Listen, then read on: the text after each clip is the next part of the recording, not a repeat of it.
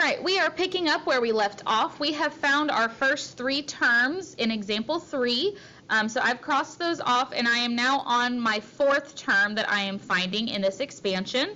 So I've got 20 in the front, 3z to the third, negative 3y to the third. So both of those 3's are going to be raised to the 3rd power.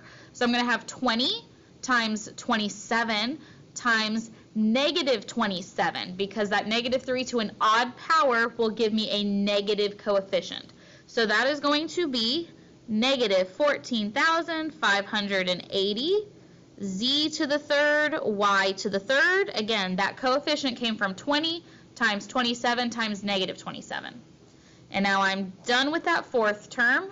Moving on to the 5th. 15, 3z squared. The 3 squared will give me 9.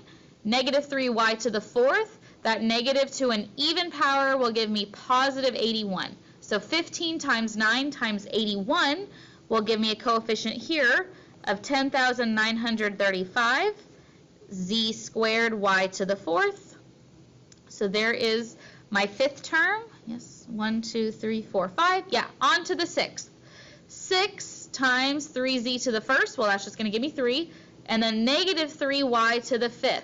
So that negative 3 to the 5th power is going to give me a really big number, and that number is negative 243. So negative 243 times 3 times 6 will give me negative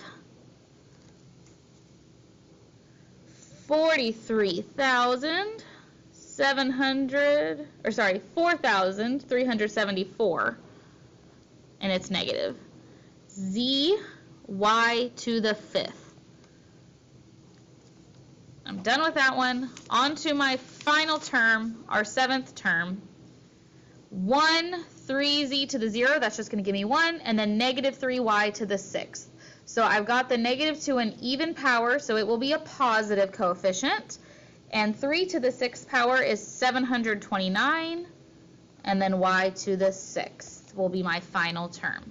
So I'll zoom out so you can see it all the way across, but that concludes example 6. There are your 7 terms. Okay. The next 2 are not asking me to find the entire answer. They're just wanting me to find a certain term in the expansion. So on this one, I've got a plus b, so no coefficients there. That's going to make our life a little easier, to the 6th power. And I just want to find the 3rd term in my expansion. So that means I'm going to have a, b, 1, 2, 3. I just want to find this term. Well, let's start with our coefficients. I'm going to go to my Pascal's triangle. Again, this is 0, 1, 2, 3, 4, 5, 6. My coefficients here are 1, 6, 15 is the 3rd one.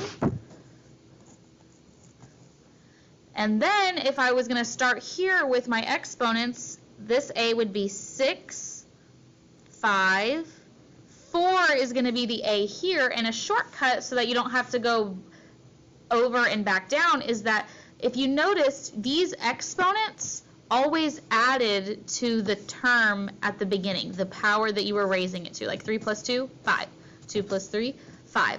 So if I want this to add to 6 and this one is 4, I know the other one is going to be 2. So there you have it, 15, a to the 4th, b squared is the 3rd term, and that's all I need to find for that problem.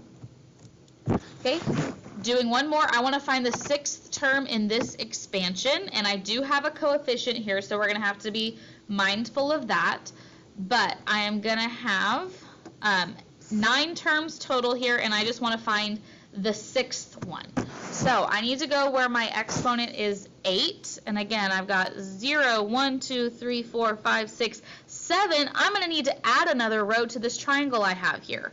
So I'm going to put 2 1s on the outside, and again, I'm adding. 1 and 7 is 8, 7 and 21 is 29. Sorry, that would be 28. 21 and 35 is 56.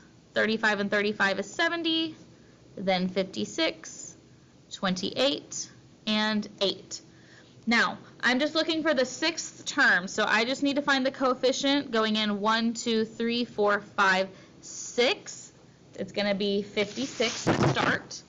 So 56 and then I'm going to have 4x and 1 to some power. Now, if this is the 6th term in, that means I'm going to have started at 4x to the 8th, and I'm going to have gone down 8, 7, 6, 5, 4, 3, and I'll have 4x to the 3rd.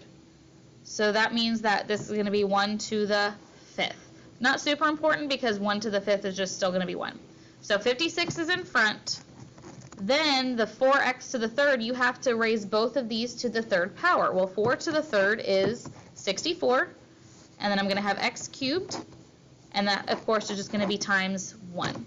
So the final thing you need to do to simplify is multiply your 56 and your 64.